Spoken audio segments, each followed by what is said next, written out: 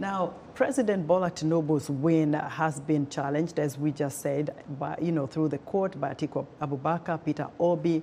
Were there obvious electoral flaws that led to this kind of petition? There were a number of technical issues, really, that caused the basis for the petitions. One of those things, I'm sure we spoke about this sometime early in the year, was the new Naira that was introduced, the recoloring of the Naira, which sort of threw the citizenry off balance, really, because when the new Naira was released into the system, it became scarce almost immediately. And people were asked to take monies back to the banks. The goal was to get an exchange, but ultimately people became cash strapped. And so that ultimately led to low voter turnout because very few people even had access to going home to their home states to vote, for example. So that was really the beginning.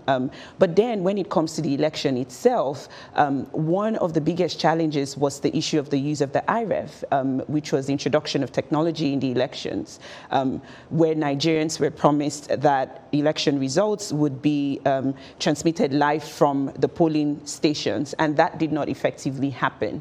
The system was tested at the state level, but when it came to the presidential election, for some reason that failed, and that became the basis for which a lot of people expressed displeasure at the way the election was conducted. But really, this election was quite unique. I heard you doing the intro say two main oppositions. We've never really had that context where you have two main oppositions, including the winning party now, the APC. And so the votes were split. It was almost like a third of each of the votes went to the parties. It was very interesting to note that this was, the lowest voter turnout in years in Nigeria. But what role do you think the Nigerian citizenry can play in establishing strong democratic political institutions?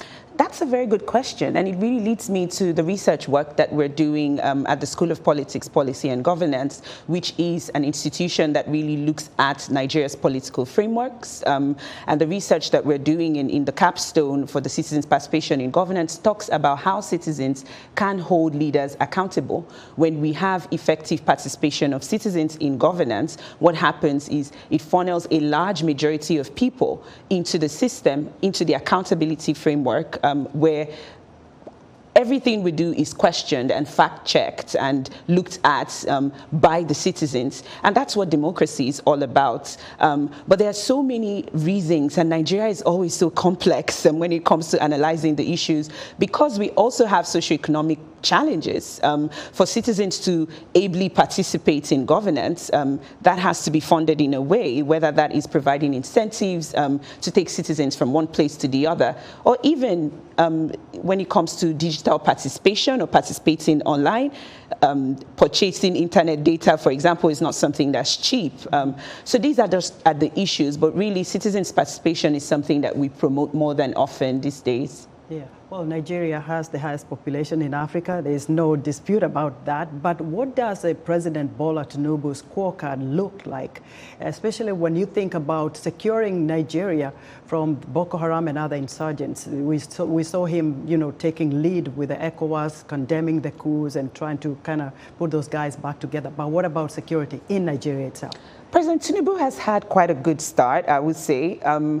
Honestly, the presidency this time around has been very focused on actions, and that's one of the things that I have seen, which is that President Tinubu is not effectively responding to every and anything that's thrown at him, but mostly focusing on the governance aspect of things. The cabinet has really just come together now. We just concluded at UNGA. I was in New York last week, and the president was there speaking effectively on some of the policy implementation that we can expect from this cabinet. But these are all conversations. Over the next couple of months, we will more than interestingly like to see these actions come to life. And that's where the role of citizens' participation in governance comes alive, because we have to remind people of the things that have been said and track the actions that are coming from all of these promises that are being made. But yes, I'll say that President Tinubu has sort of shown leadership. leadership in terms of his first 100 days in office and focusing on his policies. And all of the commentary that's coming out of Aso Rock sound very positive, but it's still quite early for us to tell the difference between words and actions.